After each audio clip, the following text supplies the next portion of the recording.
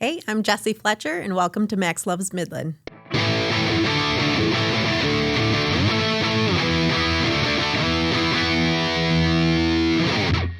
Hey, welcome back to the Max Loves Midland Show. I'm your weekly tour guide, Kevin LaDuke. And the purpose of Max Loves Midland is we exist to align people, information, and momentum around a shared community vision and priorities so that Midland County becomes a place people choose to live, stay, and thrive. Whether you are listening on Spotify, listening on Apple, listening on Amazon, watching us on YouTube, or you could be in your vehicle at your home listening to us on WSGW. We do air on WSGW. That is 790 AM and 100.5 FM. Those are Saturdays at 9 AM and Sundays at 4 PM. And if you're not listening on WSGW, hey, why don't you turn it on in the car? With me today is the Executive Director of the Midland County Humane Society, but she is so much more than that, and we're going to learn more about her today. Jesse Fletcher, thank you so much for being with me. Thank you. Thank you for having me. Really appreciate you being here with us today. And I know in a life full of puppies and kitties, as you like to say, there's not always room for the camera. So we appreciate you being here today. Appreciate it. So happy to have you here. And we know that you are a legend here in the Great Lakes Bay region because you have kind of been exploring these communities for quite some time. Yeah. So you are native to this region, right? Yeah, Great Lakes Bay region for sure. I grew up in Bay City, live in Saginaw, work in Midland. Definitely a regional girl through and through. Kind of covering all the bases there. And I know that you didn't always have a life that you thought, man, I'm going to work with animals or I'm going to work at a humane society.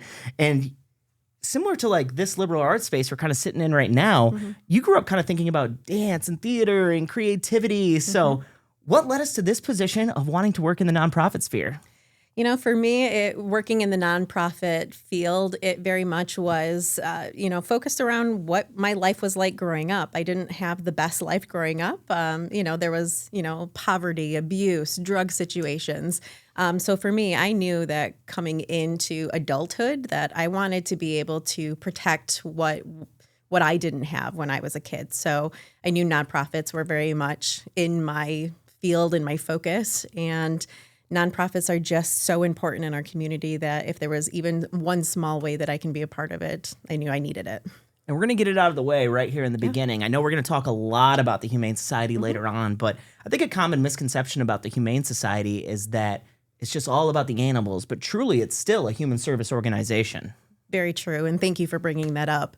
We're definitely dogs and cats. We will always be, that is the center of our organization is the Humane Societies. We're going to get dogs and cats into happy, healthy homes and to train and educate on pet safety. But I think the one thing that we maybe don't emphasize enough on as an animal organization, and that we really started to do so, is the human side of it. We created the Animal-Human Bond Mental Health and Wellbeing Program. And the idea is that it's really good for animals to be in those homes, but it's also really good for those humans to have the animals in their lives. It brings happiness. It gets them out to go for walks, to walk their dog. So it's just a good human element piece as well. I just think that companionship, too, it's so valuable. I even think about myself when I go home from work and my cat's waiting there. It's just such a nice greeting, and it makes people feel good. Yeah. And but you're doing something beyond that. You're actually giving that cat a life as well, or that dog a life as well. Correct. So, beyond the Humane Society, that wasn't always the work that you were in, and I know you spent a lot of time at the Bay Area Chamber of Commerce. How did that really shape your idea of working in the public sphere? So working at the Bay Area Chamber of Commerce allowed me to kind of get into the economic development side of things, working with business, working with community members. So it allowed me to see what was out there and what the need really was in the community. And also we were working with nonprofits on a regular basis. So it allowed me to see kind of beyond just what it is in the public sector, but also from the what nonprofits need in our community. Absolutely. And when you were working in that space, you end up transitioning over here to work in Midland. But I do have some questions. So growing up, what were your perceptions of Midland, or did you have any idea of what Midland was? Yeah, I love answering this question because it is so surprising how it turned out. But, coming from Bay City and living in Saginaw, I had no idea what Midland was going to be like for me. So when I was accepted at working at United Way in Midland, I came in with, oh my gosh, I'm not going to fit in. I'm not going to fit into Midland County itself. And, there's the perception of Sparkle City, and I hate to say it that way, but that's what I thought going in. And I didn't know if I would fail, if I would succeed, if I would be welcomed in. And honestly, I've got to say that I've been so wrong about it. I've been welcomed with open arms, with hugs, with smiles, and I've not regretted one single day. I'm so happy that I took this leap, and Midland's home now. And you came over to United Way of Midland County not long after that 2020 flood, or right around the time period that was happening. Yeah. And then not even to mention, that happens right during the pandemic. So what was that experience like?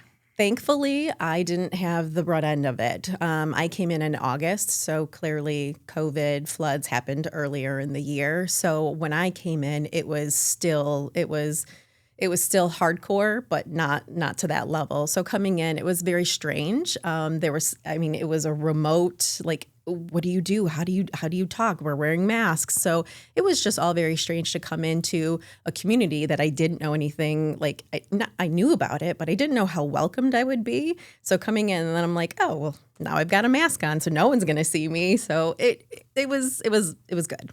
I still remember the first time I met you, actually. It was at Lock Coffee down here on Ashman Road when it was still downtown, and you were doing these like relationship style pop-ups to meet with people in the community. Yeah. And that's what we had to do at that point in time. There was no such thing as kind of getting in the room and doing the Wake Up Midland thing and having kind of everyone around. You had to be innovative in the way you were connecting with people in the community. And I loved it because it just allowed for people to ease their way back into it while drinking a cup of coffee. Absolutely. Yeah. So then that journey at United Way of Midland County eventually brings you over to the Humane Society. Yeah. How'd you feel about making that transition? Because that's in a totally different space. Yeah. So that was a hard one for me because I absolutely loved working for United Way Midland. I loved the mission, the passion, everything about Incredible the organization. Of course. So it was really hard for me to leave. But when I looked at the opportunity that the Humane Society needed a kind of a redevelopment, they needed some structure and strategy. So I looked at it as this is an opportunity to take all my many years of nonprofit leadership and I'd be able to help them. Plus, I also wanted to really kind of showcase that animal-human side. I mean, animals for me growing up were my best friends. When I didn't have friends or when it was a bad situation at home, I had animals. So I wanted to really showcase that, and it's perfect. It's a perfect mix of human and animal bond.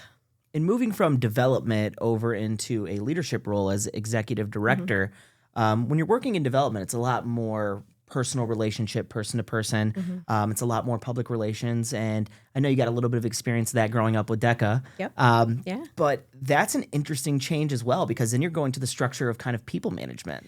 There was a lot of structure change. It was not so much of the development side of things. It was honestly, what HR do I need to do? How am I going to, fit this in? And where's the compliance part of it? So it was definitely a big undertaking. And I've learned so much. I've learned so much about me in my leadership capabilities. I've learned so much about nonprofits, so much more than I ever thought. And honestly, so much more about people. It allowed me to really open up to looking at all different types of people. Awesome. And you said you went to Garber growing up, correct? I did. And what was that DECA experience like for you, and how did that feel? I loved it. So I didn't honestly know where I was going to go, after high school. But when I landed into the marketing management school with DECA, I actually was the class president, and I was so excited about it. But to me, I saw that I could have fun in my artsy culture kind of feel, but still making a difference. So I really liked what DECA and marketing and management was able to do for me. And people that might not know what DECA is, what does DECA stand for again? Oh gosh, why would you do that? I don't know, me? because I don't know what DECA stands for. So. We should look it up because I haven't had to think about that in quite some time now. We'll bring it up right now here for us.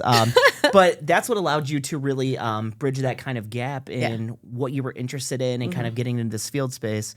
And it says here, Distributive Education Clubs of America. Thank you. I couldn't remember the D part of it. As much as I hate acronyms, that is one I don't mind. I didn't think you were going to bring it up because I knew you didn't like acronyms. Traditionally, I would have Googled it beforehand, but I wanted to know because this is one of those where You hear everyone refer to it as only DECA, so Yeah. I don't know. Yeah, thank you you put me right on the spot, and I couldn't remember the D word. I'm like, oh my gosh. Yeah, thanks, Kevin. So since arriving at the Humane Society, that was what, 3.5 years ago or so? Let's talk about the growth and transformation of the organization and where you guys are currently sitting at. Yeah. So when I started back 3.5 years ago, I mean, we were very much an animal-only organization. So we were trying to do everything we could to get animals adopted in happy, healthy homes. There wasn't the side of the human side of it, Right. but there wasn't a lot of structure within the leadership part of our organization. So we are 100% funded with donations. We don't get grants, or I'm sorry, we do get grants, but we don't get federal funding. So for us, we had to look at how do we continue to grow our organization to help more animals and to help more families with their pets. So we really had to take it from top down and be like, what are we as an organization? Who are we as an organization? Who are we trying to help? So coming in, we had to literally take everything, wipe it clean, and we are a completely new organization. Same mission, same vision of who we are, just updated.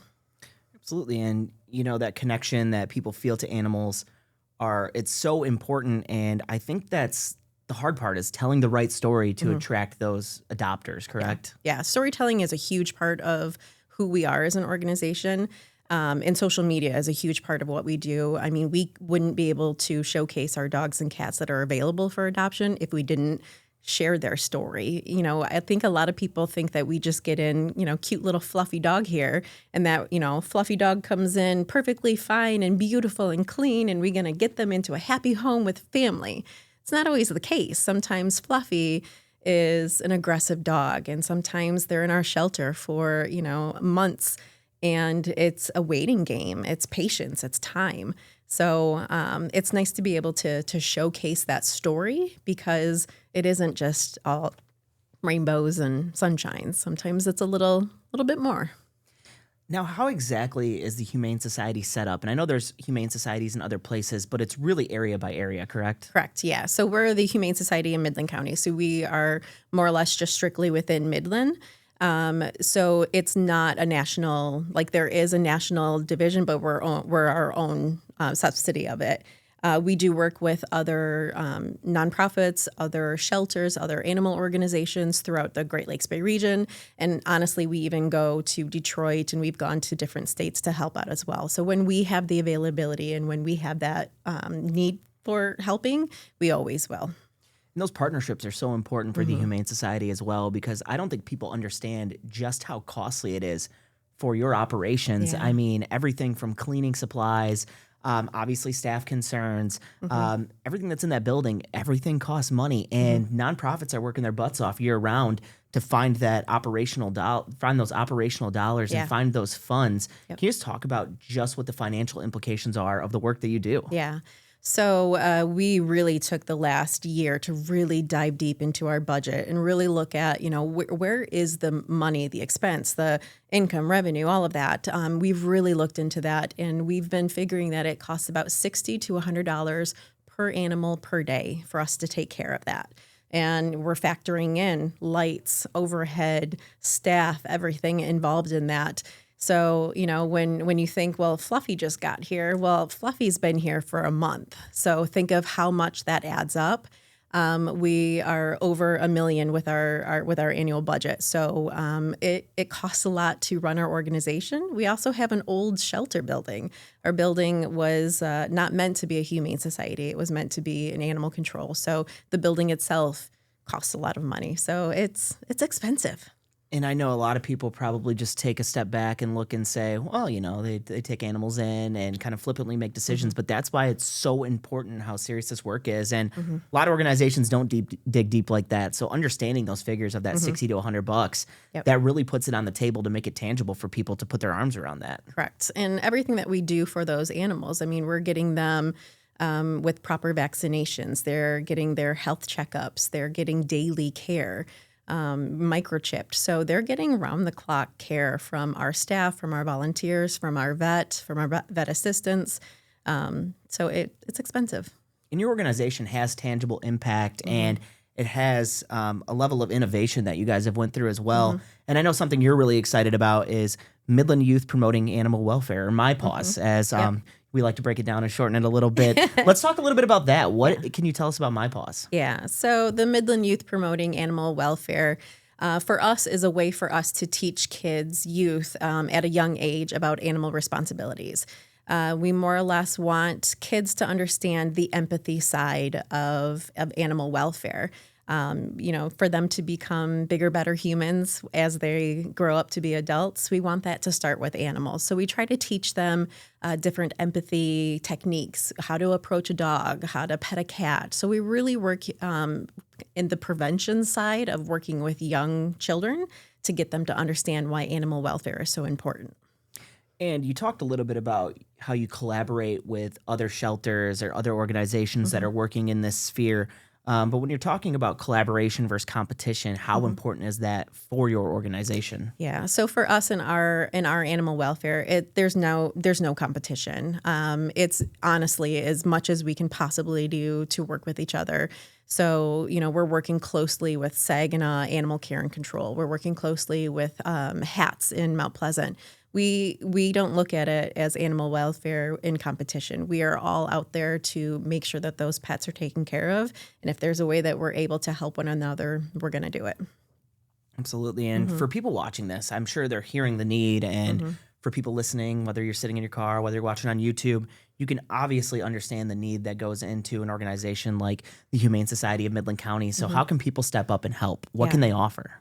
So lots of things. From a volunteer standpoint, we always need volunteers. I mean, we're a very small staff and we've got lots of animals. We end up having where we get adopted about 1,500 animals each year. And give or take, Huge. it's a lot. So we need 2 or 3 going out every day. Well, we try.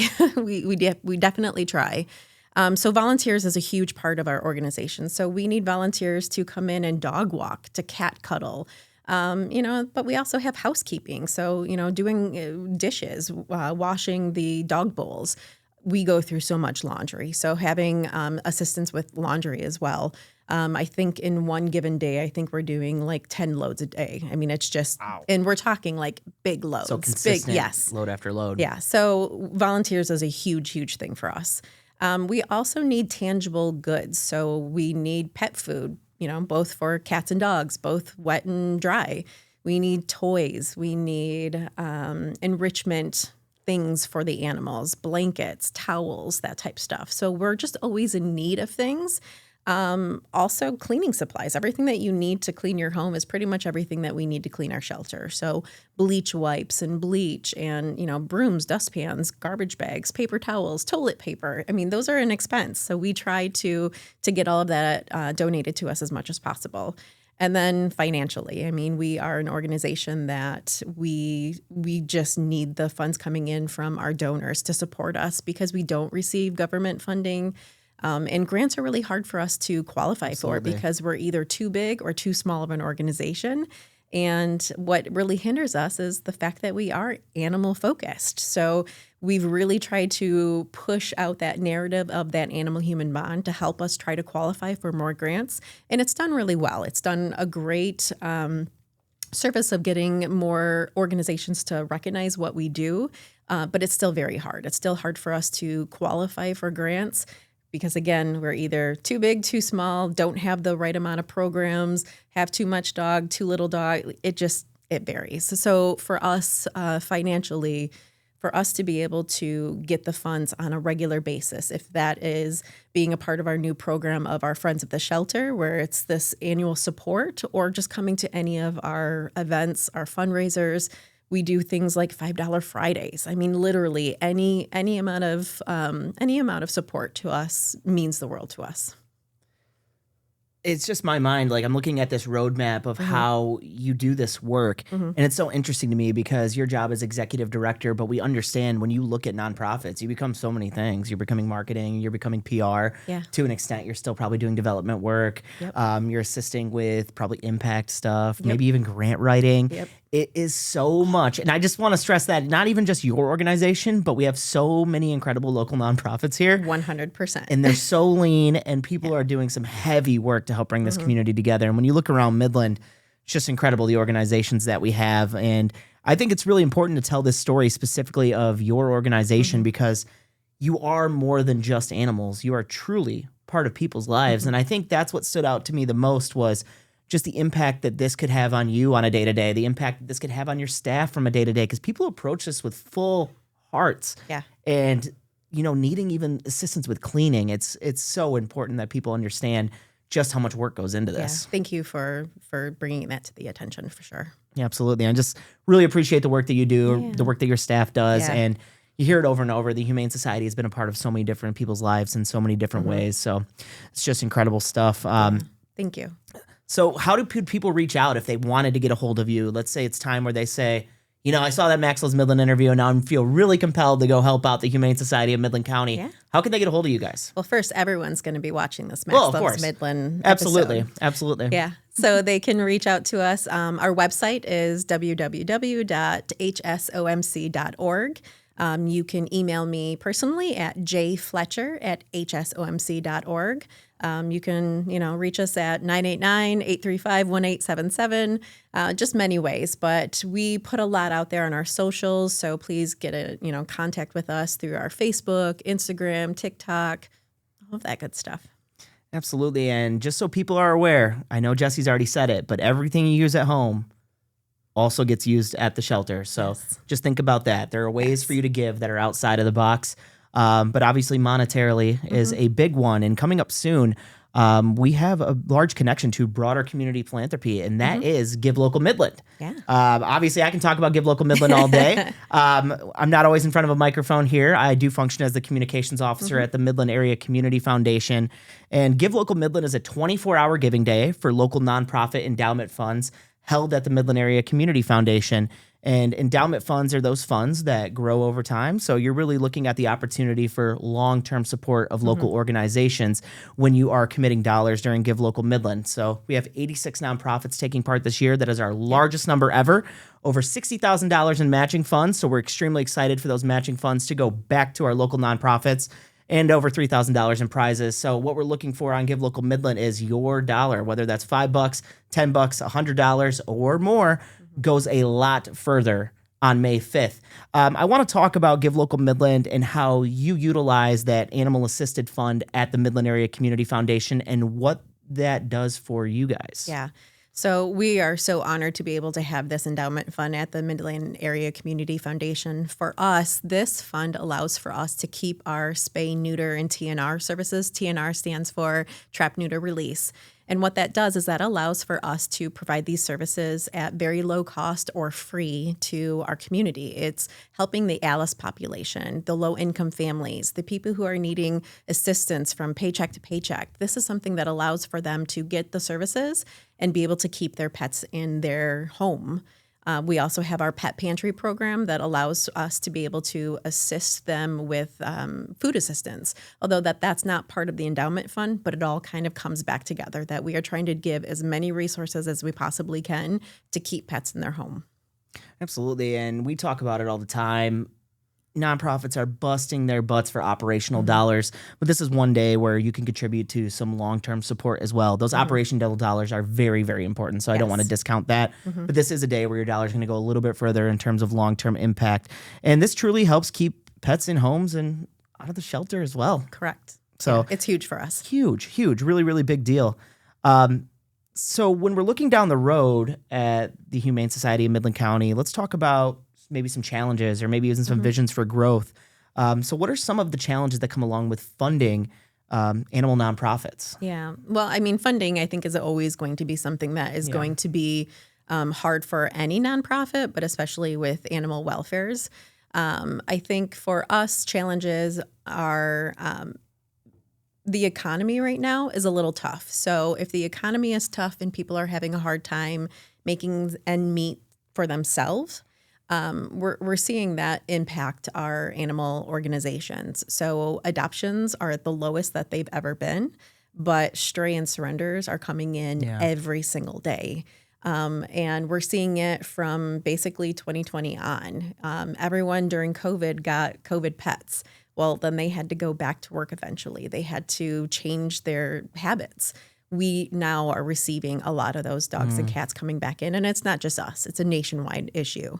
So I think for us, challenges are just trying to create low cost resources for people. We have animals that we get adopted out with zero fee, and sometimes we can't even get those animals adopted out. So I think our adoptions are going to be one of our biggest challenges with the economy the way that it is. I mean, you're trying to balance big dreams with current realities, and those two things don't always fit together as succinct puzzle pieces. And that hinders a lot of things, whether that's capital campaign aspirations, whether that's operational dollars, whether it's long-term funding. So much of this has to be thought about, and that's why we cannot stress the importance more enough of people really think about your work in this animal space when you're doing it. Perfectly well put. Thank you. So, I mean, we talked a lot about the Humane Society of Midland County, and obviously that's a little bit about what you're here for, but Max Loves Midland's really a show about people, so I want to talk a little bit more about you.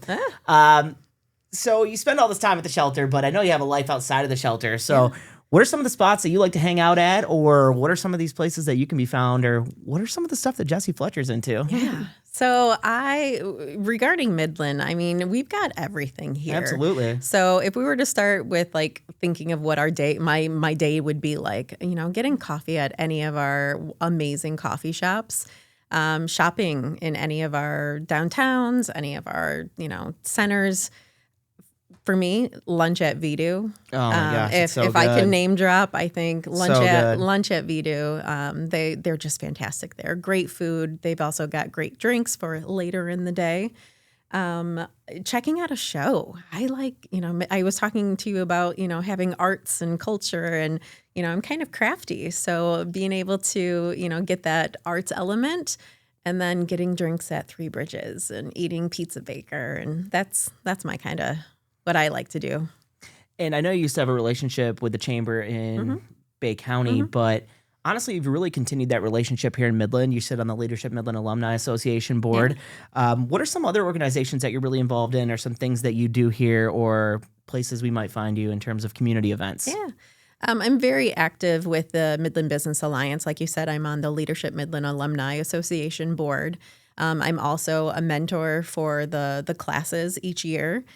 And then I recently was just accepted to be on the Delta Advisory Committee for their marketing management team. So I'm absolutely loving that. And I like to be involved with DOVIA, which is Director of Volunteers and Agencies. It's more or less, I know you love the acronyms. I love acronyms here. We're a big acronym show. I know. Here on the MLM show. Right. But it's a great way to network with other organizations, other nonprofits, but also other businesses that do volunteering to just kind of engage with others. So I highly recommend getting involved with DOVIA. And I know this past Leadership Midland class, I think they've been spending some time over the Humane Society as well. So let's give them a shout out. What are they working on? Leadership Midland class of 2025, Celsius. Took on the project of the Humane Society. So we have every year, we have more or less, it's a large rummage sale in our large shed. And it brings in a good amount of money for one rummage sale. And I thought, well, what if we just got everything cleaned up and rearranged a couple things? And what if we had it more than just one weekend? Why not have little pop-up sales here and there? Why not have it be on a regular basis? So I approached the Leadership Midland group, and they were talking to me about it, and they accepted the proposal. So more or less, they came in this past weekend and they cleaned house. Check out our Facebook page; you will see it. But it's a large shed, and they cleaned everything out, and they're going to keep cleaning, but then they're going to put everything back in, and they're going to organize it. So they're going to get all of the Christmas items in one section. They're going to get house decor in another item, and it's going to allow us to have a business plan to be able to have ongoing revenue for our shelter. Again, because it's so expensive to run, this will all be volunteer led. So it's such a great project. I'm so happy that they worked with us. Might be a great example for work groups out there too. If you're thinking about ways to get involved, Humane Society can kind of fit you into a bunch of different boxes. to make a big impact. So that's super cool. I Yeah. saw the photos and I was like, Yeah. oh, we got to bring that up. Yeah. That's And a huge deal. And what's nice too is that we had the leadership class members come out, but we also had My Michigan Health coming out. Again, we've got large groups of people who want to do more than just dog walking, cat cuddling. They want to do more. And so our volunteer manager, she then reached out to some organizations, and My Michigan Health sent in some people. So it's just a great community. So again, one more time, how can people learn more about the Humane Society, or how can they get a hold of your organization? Check out our website at hsomc.org. Any of our socials, Facebook, Instagram, TikTok. I had to think about what that was. I almost said Twitter. Are you adminning all of these things? Are you the one doing it solo? Thankfully, no. Okay, good. Not anymore. Thankfully. But, email me, jfletcher@hsomc.org. I'm very much wanting to talk about our organization, talk about the impact. So if that means me having a one-on-one or talking in front of 5,000 people, I want to be involved. And looking forward, we always end these episodes in a very similar way. And we always ask our guests, when you look forward to the future of Midland and Midland County, what are some of your hopes and dreams for this community? So I think for me, hopes and dreams is keeping it the way that it welcomed me. I came in here very confused, unsure if this community was going to accept me. I was very much the outsider.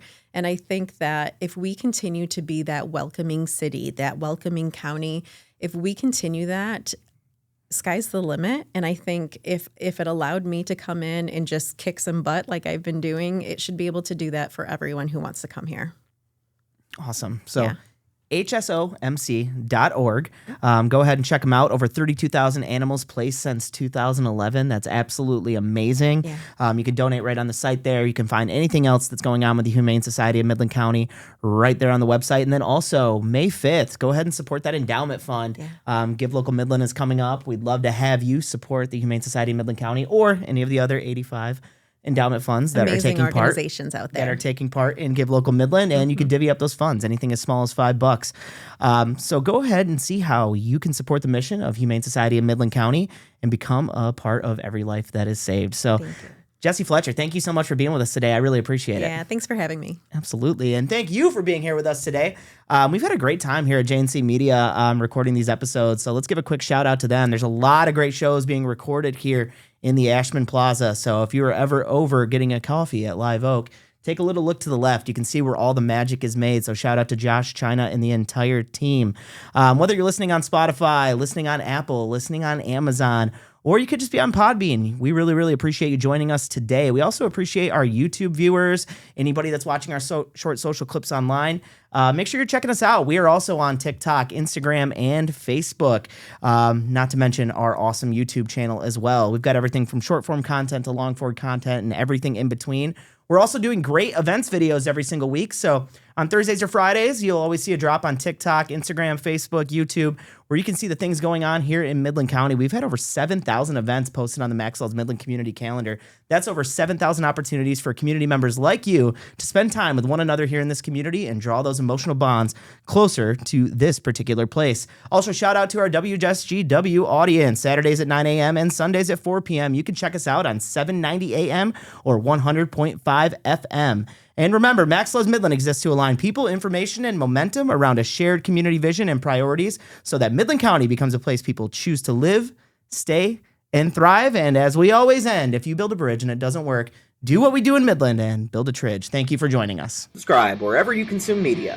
Max Loves Midland is your entertainment, resources, and collective improvement hub for Midland County. Plan your next adventure in Midland at maxlovesmidland.com.